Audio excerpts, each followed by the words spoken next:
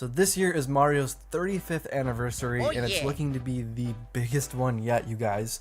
So if you didn't already know, there was an initial leak a while ago that talked about how there was going to be a remastered collection of old 3D Mario games coming over to Switch, and now there's a bunch of other news sites and stuff that are coming in with additional info and giving us more information about that.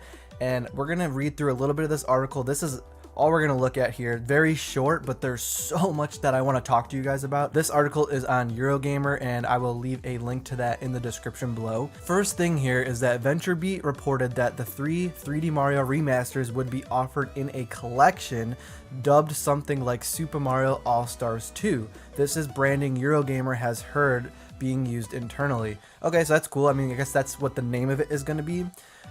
Then they go on to say, Eurogamer confirmed that Mario Galaxy was one of these games yesterday, following suggestion in VGC's original report. A later report from Gamatsu confirmed Mario 64 and Mario Sunshine as the two other titles. So there's a lot to talk about in just this little paragraph here. Very first thing, Mario Galaxy is being mentioned here. What about Mario Galaxy 2? I haven't seen any articles mentioning Mario Galaxy 2. I don't know if they're just saying Mario Galaxy and kind of assuming that it's covering 1 and 2, but we're not really sure yet. That would be kind of weird if they gave us Mario Galaxy 1 and not 2. 2 is arguably better, but that is kind of weird, so I really hope that it's going to include 1 and 2. So then after that, they go on to confirm Mario 64 and Mario Sunshine as the other two titles.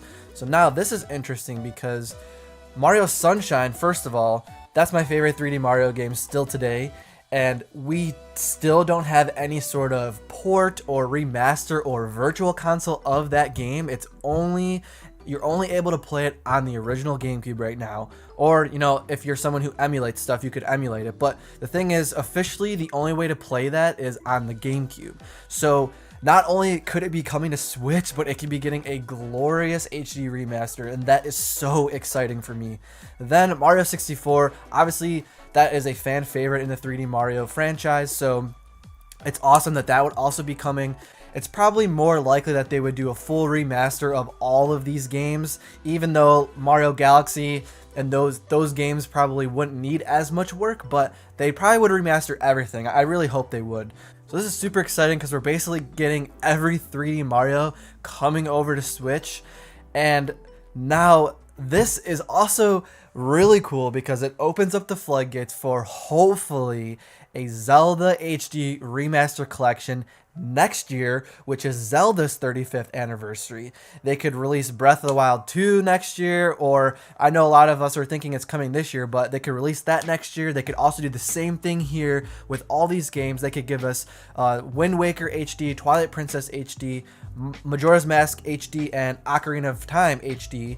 And the great thing is all four of those games, like I just said, are already in HD, so they really don't have to do much work. The thing with these Mario titles is none of these have really been in HD yet. The Zelda ones are going to be a lot easier to port. There's probably less work involved, so man, I really hope that this opens up that as a possibility, because I really was kind of doubting that they would ever bring some of this old stuff over because we still don't have a virtual console, you know. So I really hope that this opens up the floodgates for the Zelda titles to come over and just more stuff.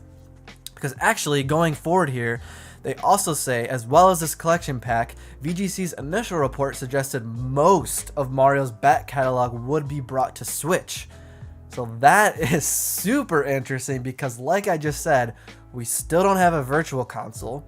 We have some of Mario's games now on the NES and SNES app, but even with this collection, there's still tons of Mario games that are missing. So does this point at possibly a virtual console coming, or is this just going to be a Mario backlog collection?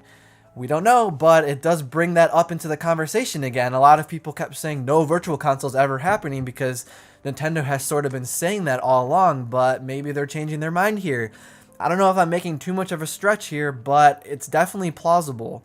Finally, Eurogamer explained yesterday that Super Mario 3D World is getting a deluxe release with new content, and there has been a suggestion that other older Mario games not already on Switch's online retro library might be added there. So like we were just saying, we were already talking about that, but with the Super Mario 3D World, I guess that's cool. We'll get a deluxe version of that. I personally didn't really enjoy that game all that much. As a 3D Mario game, it felt kind of different. It was more multiplayer focused, which is fine. It was very fun with the multiplayer thing, but in terms of, you know, Mario 64, Mario Sunshine, Galaxy, Odyssey, it kind of stands out from that a bit.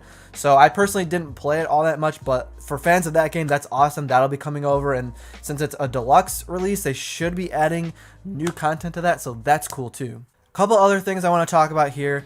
They also mentioned Paper Mario, and this is something I've already talked about on my channel, that I already thought Paper Mario was coming this year, so this sort of firms it up a little bit. So it says, finally, the new Paper Mario. Last night, the same VentureBeat report suggested it would represent a return to that franchise's roots.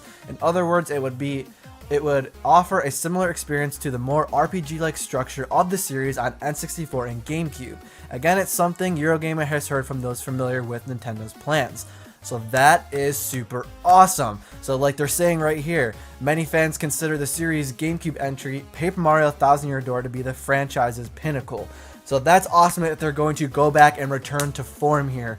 So I've already talked about this because there's actually a very awesome game, Bug Fables. It's an indie game that released at the end of last year that is supposed to be landing on Switch this spring. So really any day now it could be coming, but it is an old school Paper Mario type indie game. I did a video on it. You guys can check that out if you'd like, but this is super awesome that we're also going to be seeing a Paper Mario game.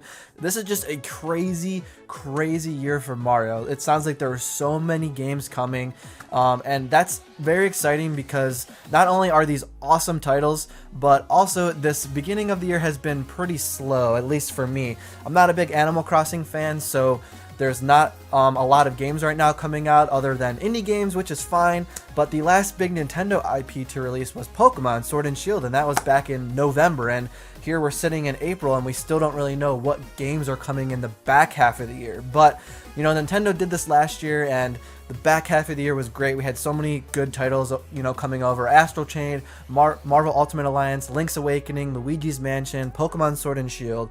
Those were all in the back half of the year, so I'm not worried about it, but this is exciting that now we sort of have some confirmation that there is some big stuff coming. So finally, what about Mario Odyssey 2?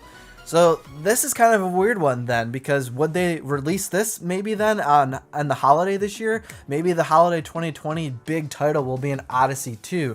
That would kind of be a great way to culminate the entire Mario 35th anniversary. But I've already talked about Mario Odyssey a bit and some of the reasons why I don't enjoy it. I think there were too many moons and they were too easy. I didn't like that there was no hub location. I thought the bosses were weak and not very creative. It was a pretty short experience, and for me, revisiting the levels wasn't all that fun. And I know this sounds like a lot of bashing on the game. I still enjoyed it. It just wasn't my favorite 3D Mario game.